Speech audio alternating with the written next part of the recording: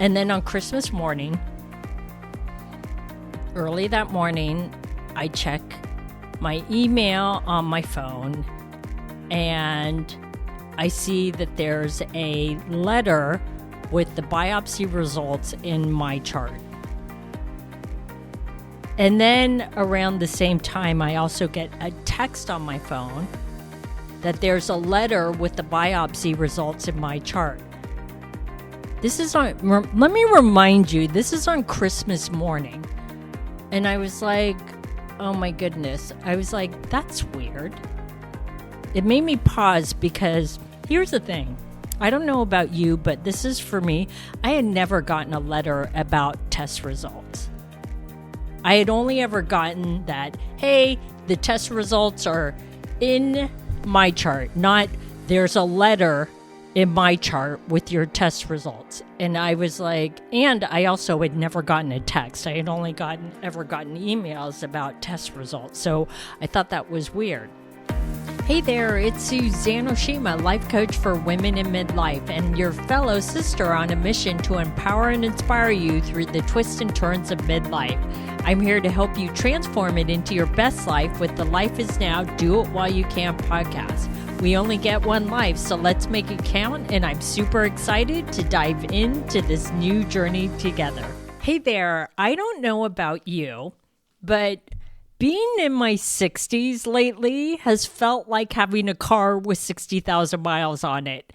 And you know what I mean? Like when you have a car with a lot of miles, and not that a car with 60,000 miles on it is a lot, but it's 60,000 miles is like that point where things start to not work properly, that, you know, the engine stops running smoothly, or you start hearing those pings and knocks when you drive and you're like, oh, what's that? That doesn't sound good.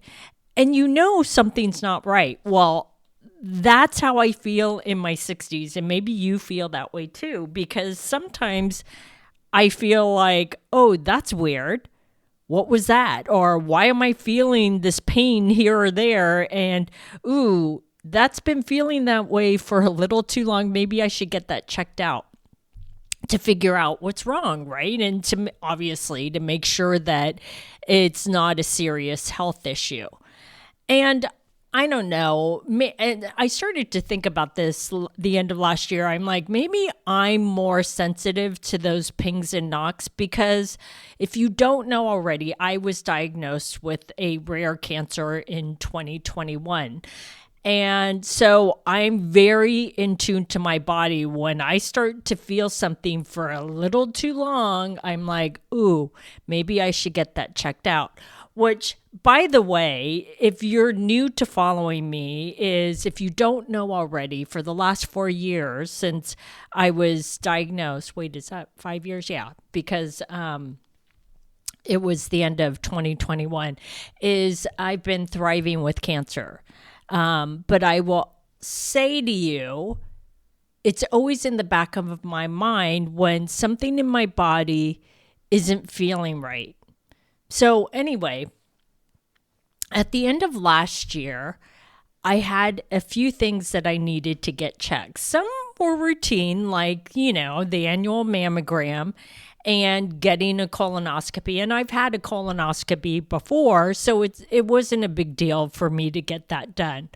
But a couple of things were totally unexpected. So one of the things that was totally unexpected was I was feeling this lump in my throat for several months. It wasn't like I just started feeling it. It had gone on for several months. And I'm like, you know, this doesn't feel right. And it may not seem like a big deal to you, but with the type of cancer that I have, it can be a sign that something more serious is going on with me. So needless to say, I was concerned. So I made an appointment to see my GI doctor. And when I saw him, we first discussed getting my routine colonoscopy. And then I mentioned to him about the lump in my throat that I had for the last few months. And that's when he said, and I didn't even know this. For some reason, I always think of a GI doctor as just doing, the GI stuff of getting a colonoscopy. But he was like, or he said to me, I should say, he said, I can also do an endoscopy at the same time I do the colonoscopy. And I was like, great. Who knew? I honestly, this is how I felt. I felt like, oh my God, I'm getting a 2-for-1 special.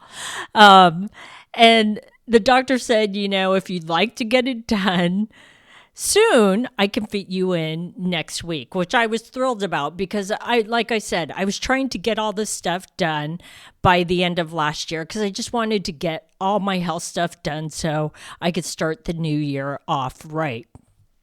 Anyways, I was like, perfect.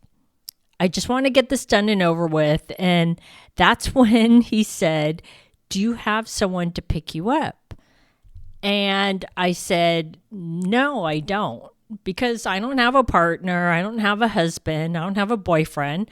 And the thing is that all of my family lives in Northern California, and all of my friends that live in this area, and they're not even that close. They have their own issues, their own health issues going on, and they have their own lives. So I didn't feel comfortable asking someone to take me home, pick me up and take me home from this procedure.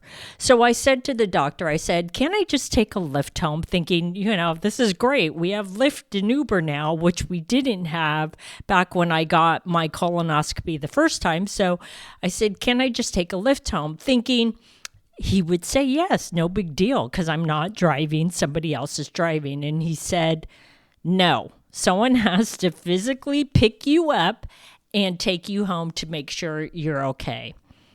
So anyways, I was like, well, that's not going to be possible. So I started thinking about it. And then that's when he said, the only other option is that we do it without anesthesia.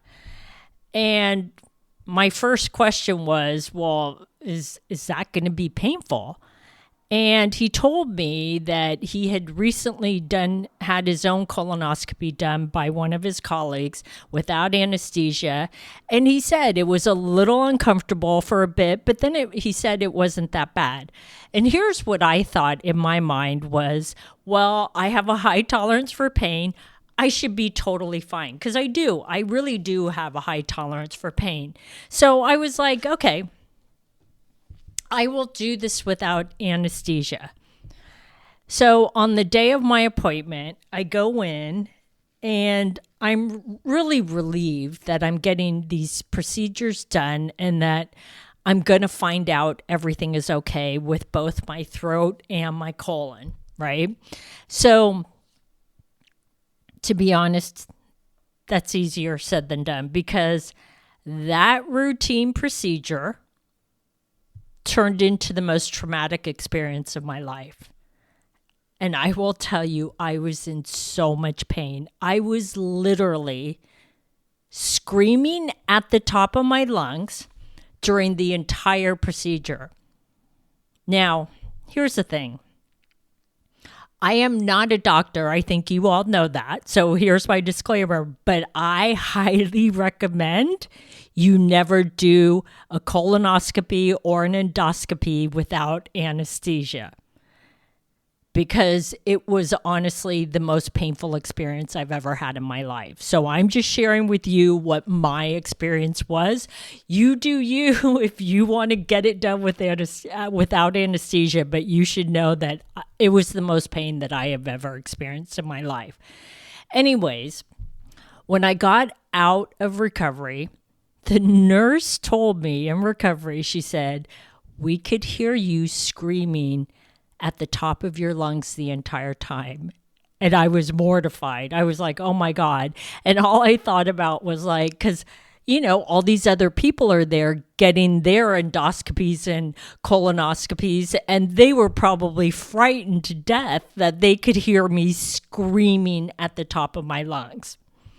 Anyways, so the good news is that the doctor told me that he didn't see anything wrong with my throat. There was nothing in my throat that he was concerned about, or my colon. My throat issue actually had to do, I'm not going to get into all the details because then it gets too medically confusing, but basically I have a hernia that's in my stomach that was causing me to have, what do you call it? Acid reflux. That's what it's called, and which was causing the feeling of the lump in my throat. So thank goodness that's all it was. And my colon was totally normal. So thank goodness I don't have to do that again. And let me just tell you, the next time I have to do that again, I will be doing it with anesthesia, and I have 5 years to find a ride home. But anyways, like I said, it was a huge relief. But after that procedure, I was so emotionally spent after those procedures because it literally took everything out of me emotionally and physically. And I consider myself a really strong woman that, like I said, can usually handle pain. But here's the thing that I didn't share with you was at the same time all of this was happening. Remember I mentioned that I had to get my annual mammogram? Well, what I thought would be normal turned out to not be so routine. They saw something on my right breast and they wanted me to come back in to do 2 other tests. That she said, we need to get some more images. We want to do a diagnostic mammogram. And we also want you to get an ultrasound on your right breast. And I was like, ugh, great. I really don't want to do this. But I have had this happen before to me because I have what they call dense breasts. And if you have dense breasts, you know what I'm talking about. Usually it can be harder to see things on the imaging. So that's why they wanted me to come in and do additional imaging and the ultrasound. Anyways, I just thought, okay, it's going to be another step in the process just to make sure that I was okay. And of course, I wanted to make sure I'm okay and that nothing is going on with my breasts, right? So no big deal, right? Well, after I got those 2 tests done, I really thought the doctor was going to go, okay, you're fine, you're good, get your regular mammogram next year. But instead, she said, we need to do a biopsy. And I was like, what? But I calmed down. And I told myself, okay, Suzanne, this is just another step in the process. But if I'm being totally honest with you, this was a lot to take in at the time. Because remember, I was so emotionally spent from all the medical procedures and tests that I had in that short period of time. But of course, being the strong woman I was or am, I kept going, right? And I just kept telling myself, okay, Suzanne, one step at a time, one step at a time. So I scheduled the breast biopsy for the week before Christmas. And as I mentioned before, I have a high tolerance for pain, but I don't know if it's because of the other medical procedures or because I'm older, in my 60s now, but my pain tolerance has diminished because the breast biopsy was pretty painful and you are not put under. And that's okay. They only give you a local anesthetic. But it was pretty painful. Anyway, I got it done and I was just relieved to have that done and another thing out of the way before the end of the year. And at the time, I will tell you, I was actually feeling really positive that it would be fine and that it wouldn't be cancer. But then after the biopsy, days started to pass and there was no word on the biopsy. I hadn't heard from my doctor. And not gonna lie, as more time passed, I started to get a little worried. I started to get a little worried about the what if. What if it's, the C word? And I honestly felt like this. I started to think to myself, oh my God, I can't take another cancer diagnosis on top of what I already have. And then on Christmas morning, early that morning, I check my email on my phone and I see that there's a letter with the biopsy results in my chart. And then around the same time, I also get a text on my phone that there's a letter with the biopsy results in my chart. This is on, let me remind you, this is on Christmas morning. And I was like, oh my goodness. I was like, that's weird. It made me pause because here's the thing. I don't know about you, but this is for me. I had never gotten a letter about test results. I had only ever gotten that, hey, the test results are in my chart, not there's a letter in my chart with your test results. And I was like, and I also had never gotten a text. I had only ever gotten emails about test results. So I thought that was weird. So it started to make me worry, right? Because I started going, oh gosh, that's odd. Why would they send a letter? And at first, I wanted to log in to see what the letter said. But then I took a pause again and I thought more about it and I said, why? Why would I read this letter today of all days because it's Christmas? Because if the results were something that I didn't want to hear, this would ruin this Christmas and every Christmas thereafter, if it was cancer, right? And my thought process was this, because I started thinking more about it, is if it's cancer, my finding out if it is today or in a few days is not going to change the diagnosis. Because the truth is, whatever that letter said, it is what it is. It's not going to change whether I find it out on Christmas or in a few days or in a week or whatever it is, right? So I said to myself, you know what? We're just going to leave that right there where it is. I am not going to read the letter. I'm not going to log into my chart to see what it says. Because I can't control whether or not it's the C word. And if it was, because I also had to think about that, is, of course, if it is, you're going to have, or I would have questions for my doctor about next steps. What do I do? Blah, blah, blah. And again, this was Christmas. I wouldn't be able to call my doctor and find out what to do or what the next steps would be. So I said to myself, you know what, Suzanne? Let's focus on what you can control. Which is I can control when I'm mentally prepared for whatever is thrown my way. And on Christmas, I was not mentally prepared. Like, if I opened up that letter, it would have been one of those situations where, they say that you can't put the genie back in the bottle once it's out. It's true, you can't.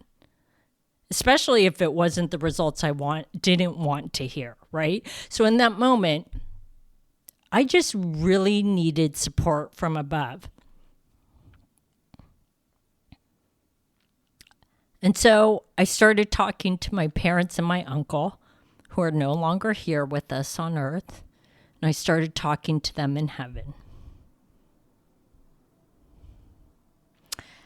And I asked them to send me a sign that I was going to be okay. Because I just needed that reassurance in that moment that I was going to be okay.